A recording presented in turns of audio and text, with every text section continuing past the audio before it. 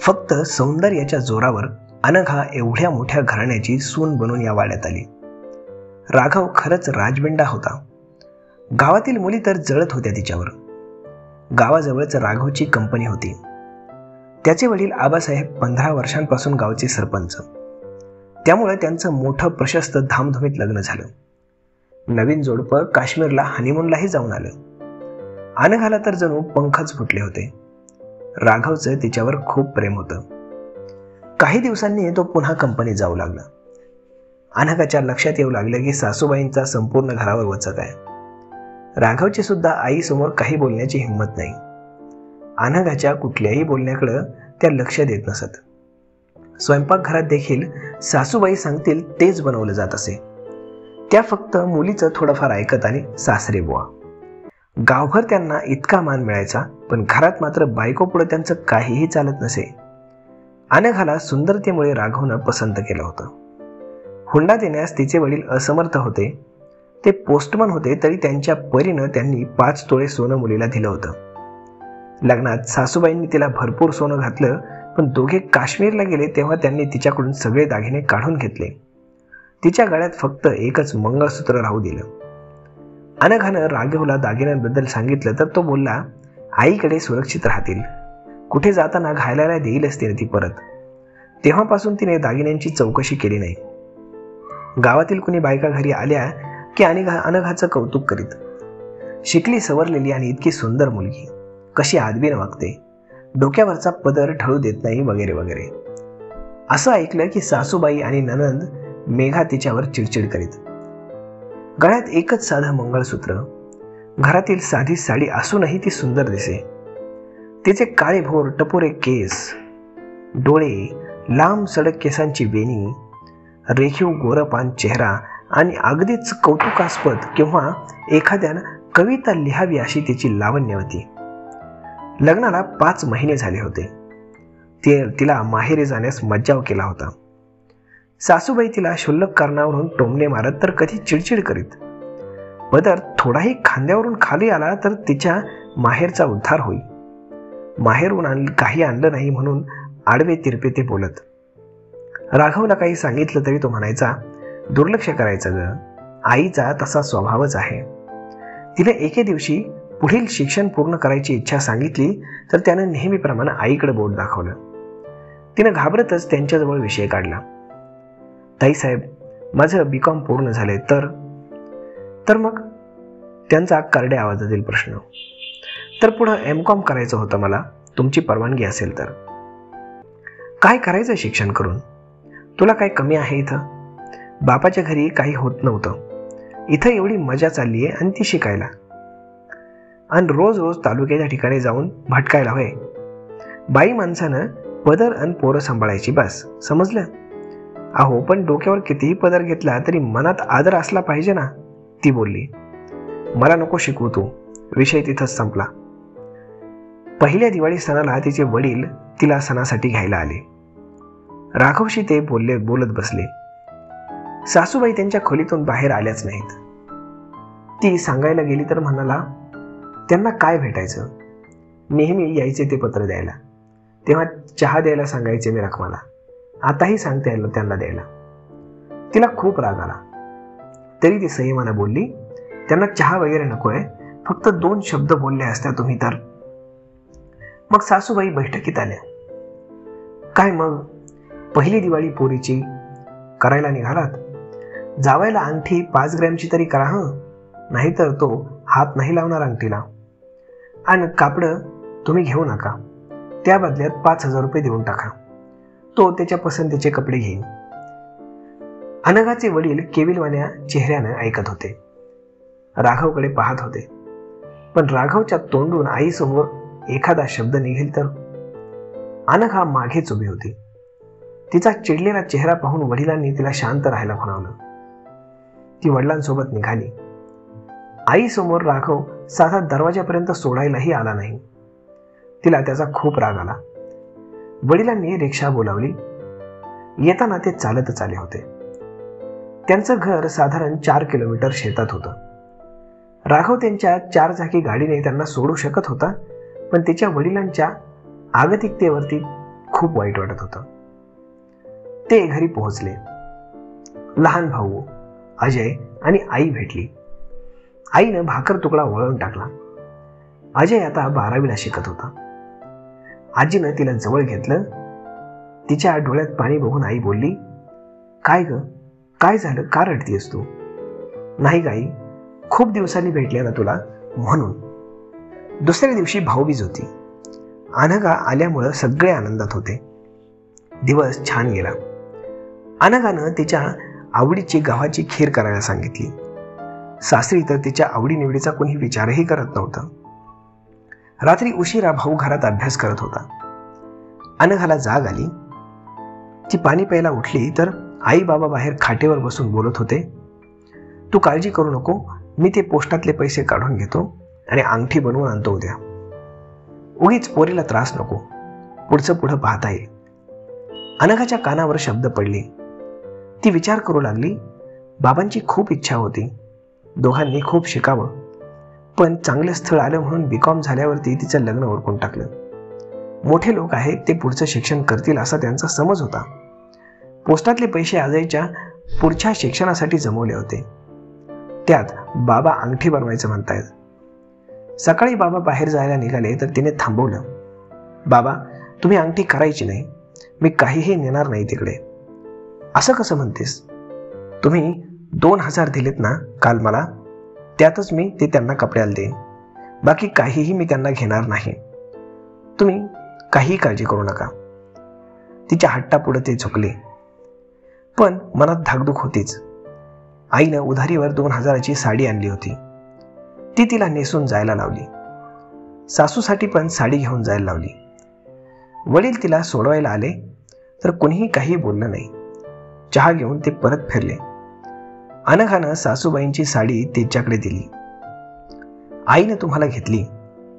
त्यांनी ती हातात घेतली नाही, त्यांनी तिथेच ठेवून दिली आणि तुच्छ नजरेनं साडीकडे पाहत राहिल्या. तिनं नवऱ्याला 2000 रुपये दिले. कपड्यांना दिलेत बाबांनी. तो आईकडे बघू लागला. त्या रागारागात आतमध्ये निघून गेल्या. अनघाची भेदक नजर अजूनही राघववर खोचलेली. त्यांनी ते पैसे घेतले. तिनं सासूबाईंची साडी सोफ्यावरून उचलून रूम मध्ये घेऊन गेली. राघव पलंगावर रोळत पडलेला पाहून तिनं विचारलं, तुम्ही कंपनीत गेला नाहीत? नाही, आई बोलली थांब 1-2 दिवस घरीच. देशमुख आहेत ना, तसंही तो सांभाळून घेतो सगळं, त्यानं उत्तर दिलं. अहो, पण इतका विश्वास कोणावर ठेवू नये. हे बघ, देशमुख जुना विश्वस्त आहे, बाबांच्या मित्राचाच मुलगा आहे.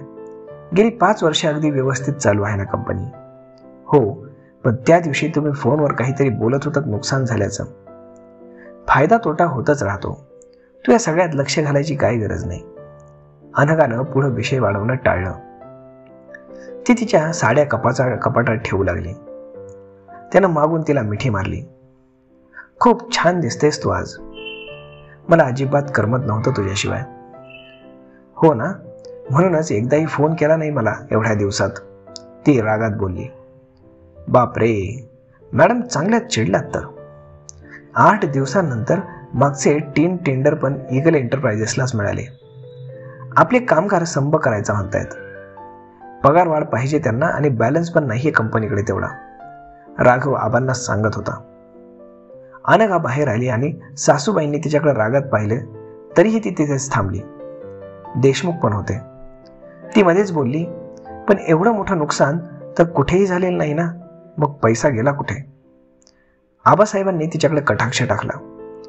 सासूबाई गरजल्या, ए पोरी, बाईनं तिच्या चूल घरात राहावं आणि पोरं आणि पदर सांभाळावा. उगीच कंपनीच्या कामात ढवळढवळ करायची गरज नाही. तुझी हुशारी तुझ्याजवळच ठेव. ती खूप चिडली होती. सासूबाईंकडे रागारागात पाहत खांद्यावरचा पदर ठीक न करताच ती आत गेली. दुसऱ्या दिवशी राघवला तिने आग्रह केला, मला फक्त कंपनी बघायला घेऊन चला म्हणते मी कधीची. तेवढंच नाही ऐकत तुम्ही माझं. मी बाकी काहीही चौकशी करणार नाही खरंच. तो तयार झाला. त्यानं आईला सांगितलं, ती कधीची म्हणते की कंपनी बघायची, असं दाखवून आणतो तिला. त्या काहीच बोलल्या नाहीत.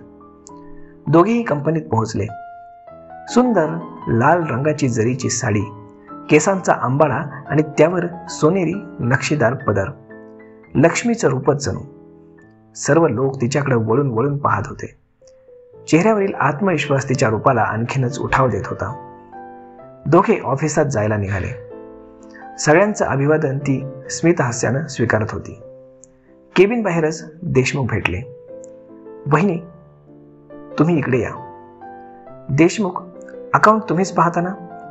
2 वर्षापासूनच्या सर्व फाईल्स घेऊन या," ती बोलली. "बरं वहिनी." "वहिनी साहेब म्हणायचं?" "बरं वहिनी साहेब." दोघं आत गेले. राघव तिचा रोष पाहून गप्पच बसला. देशमुख आणि दिवे फाईल्सचे गठ्ठे घेऊन आतमध्ये आले. टेबलवर ठेवल्यानंतर ती बोलली, "आता या आधीच्या पण 2 वर्षाच्या फाईल्स काढून आणा." देशमुखांनी राघवकडे पाहिलं. राघवनं "जा आणा" या अर्थानं मान हलवली.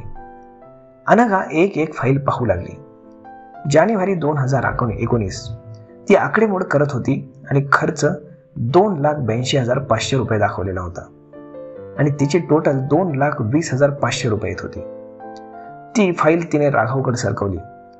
"तुम्ही हिशोब चेक करत नाही का? हे पहा, 62,000 रुपयांचा घोळ आहे इथे." तो उडालाच. "काय?" "हो. आता स्वतः जा आणि लक्ष द्या त्या दोघांवर, नाहीतर काही फेज फाडून टाकतील आणि मग आणतील ते फाईल्स इकडे." तो लगेच गेला. त्यांच्याकडून सर्व फाईल्स काढून दीपकला त्या ऑफिसात पोहोचवायला सांगितल्या. दीपक केबिनमध्ये फाईल्स घेऊन आला. अनघानं त्याची आणि त्याच्या आई वडिलांची चौकशी केली. तो अनघासोबतच शाळेत होता, पण 12वी पर्यंतच शिकला. तो कंपनीत चपरासी म्हणून लागलेला. दीपक परत बाकीच्या फाईल्स घ्यायला गेला. अनघानं राघवलाही हिशोब तपासायला सांगितलं. दीपकही बसला. फाईली मागून फाईली चेक होत होत्या. 2 तास झाले घोळ असलेल्या फाईल्स बाजूला निघत होत्या आणि अनघाने मध्येच विचारलं, "मे 2018 मध्ये कंपनीमध्ये आग लागली होती?" "नाही, कंपनीमध्ये आजपर्यंत कधीही आग लागलेली नाही.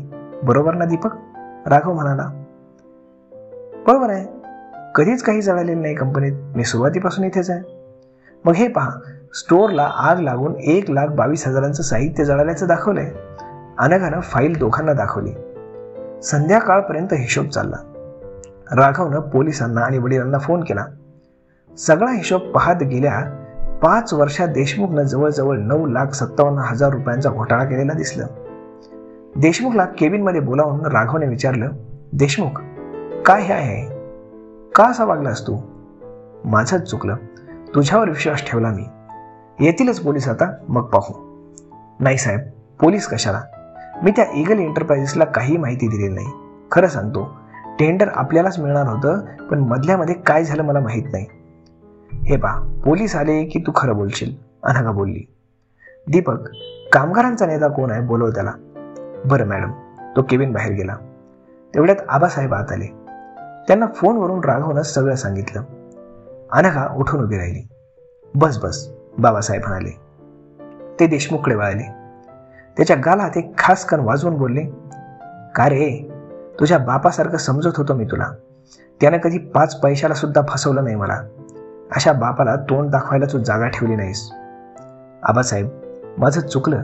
मी पुन्हा असं काही करणार नाही. मला पोलिसांच्या ताब्यात देऊ नका. मी सगळे पैसे परत करतो. पाय धरतो तुमचे." तो आबांचे पाय धरून रडू लागला. पोलीस आले आणि मागोमाग दीपक कामगार नेते बडवेंना घेऊन आला. अनेकाने त्यांना विचारलं, "तुम्ही संप कोणाच्या सांगण्यावरून करताय?" पोलिसांना बघून बडवे घाबरला. देशमुख साहेबांनी सांगितलं की 8-15 दिवस संप करून थोडंसं घाबरवायचं मालकांना. पगार वाढवून मिळेल. कामगारांचे काही मागण्या नाहीत बाईसाहेब. मालक लय जीव लावतात आम्हाला. दिवाळीला बोनस बी दिला." तो हात जोडून बोलत होता.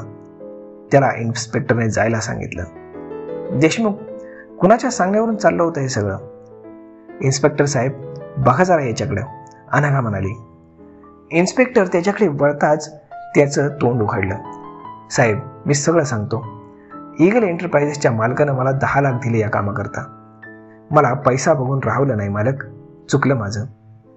"अरे, पण त्याची ना आपली काही दुश्मनी नाही. मग असं का केलं त्यांनी?" आबांनी विचारलं. "आबासाहेब, त्याच्या मुलीशी लग्नाला नकार दिला होता ना साहेबांनी, म्हणून." "जा रे याला घेऊन," आबांनी सांगितलं. पोलीस देशमुखला घेऊन गेले. अनघा आणि राघव उठून उभे राहिले. पोरी, आज तुझ्यामुळे वाचली ही कंपनी. हा ठोंब्या काही कामाचा नाही. आबा हसले आणि राघवच्या डोक्यात टपली मारली.